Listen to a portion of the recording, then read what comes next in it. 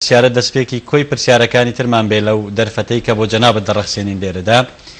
پێشمەرگەی جێرەوانی کە ئێمە زۆر لە مێژە ئاشناین و ئاگادارین و لە کار و چالاکی و لە ئاکتیڤی ئەم هێزە بەڕاستی زێرەوانی مانای چییە و ئەم وشەیە خەڵکی کام دەڤەری کوردستانە ئەگەر جەنابەت زیاتر پێمان بناسێنی زێرەوان ئەگەر تونەوە قەوسێکێدا بە عەرەبی بێژی یعنی حرس ئەقلیم بەڵێ جێ حیراساتێ هاتی ji zêrevanî kirinê hatî yani sala 1970 da li demekî da ku hêzên navxwe çi polîs çi asayîş ji ber ew şerê ku dihate firoştin li ser Herêma Kurdistanê neçiyan hemî rêk û banên Herêma Kurdistanê biparêzin وقت دا هزر هنده هاته کرن هیزکا پیشمرگه بیت ترخان کرن بن فرمانده کرنا وزارت نافخودا کو مل بمل پلیس و آسایش و دستگاه دیت اول کاریه کو بشیتن پارستنا هرم کردستان بکت دام دستگاه هرم کردستان بکتن و اف زیادتر لدورا بهدینان شیم بجم لدورا دهوکه بله هات دست بکرن چونکی الوی دمه دا زیاده ترکیز لسر وی دوره بو رکوبان دخواستن مثلا دناف برا حفليري ودهوكي دا ريبنا قد كرن او همي او مؤسسات حكومي دزگاين حكمات يتميري هدف بون ارمانج بون بوان خارن تروري جبوی اف هزا کشبو زیادتر یعنی پارستنه بکتن و هوکاری بکتن دیال پلیس ها ببیت هزا جبو وزارت نخو بشید ملت و حولاتی ماجی سربستر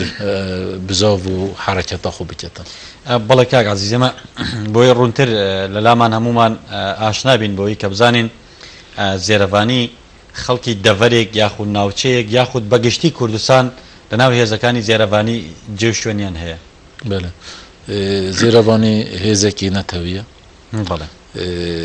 و ji bo hemî miletê Kurd e ji bo wê jî miletê Kurd bi giştî beşdarî zêrevanî bûye li her deverê Kurdistanê tu bibînî zêrevanî tê de û erkî wê jî yani nayê diyarkiriye ku eger ez xelkê hevlêrê bim pêwîst e ez li hevlêrê erkê xwe bibînim yan ez xelkê Silêmaniyê bim pêwîst e ez li Silêmaniyê erkê xwe bibînim yan xelkê Şingarê bim pêwîst e ez li Şingarê ez wekî leşkerekî li kîrê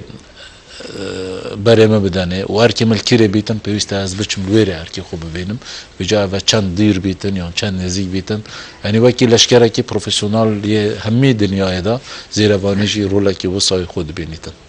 کاک عزیز دەکرێ بڵێن وەکو ئەوەی کە جەناب ئیشارەت پێکرد هێزێکی نەتەوەیی و گشتگیرە لە سەرجەم کوردستان پێشمەرگەی تێدایە دەکرێن پرسیارە بکەم کە ئایا زێرەڤانی نەتەوەکانی تری تێدایە وەکو پێشمەرگە نەتەوەی دیش بەلکێکیم بەس کوردستانê têdane mesela hemî ew netewê ku li Kurdistanê da jiyan dikin çi Kurd bin çi Türkman bin çi Kildan bin çi Asurî bin çi Ermen bin yani eger tu berê Xwedayê di nava zêrevaniyê da cêxwê kirî عربی شیت ده هی بسرمانت هی هر دو مذهبت خود اساسی و یعنی شیعه و سنی اتدا جای خود گیرن کردی زدیت ده هی لهجات جدا جدا کردستان اتدا هی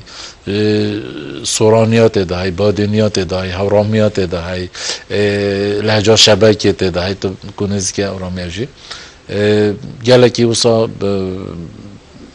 yani din mesela مگو بسرمان ازدی مسیحی اوانا همی دبینن کاکایی سبایی اوانا همی دنا وزیروانی دا جی خود گیرن دین دور و مذهب چه يعني نه ناسنامه مروف یا دنوا زیروانی دا کار مروفی ناسنامه که و مروفی دیار دکه که ادی هزا مروفی چیه و چینه کواته اما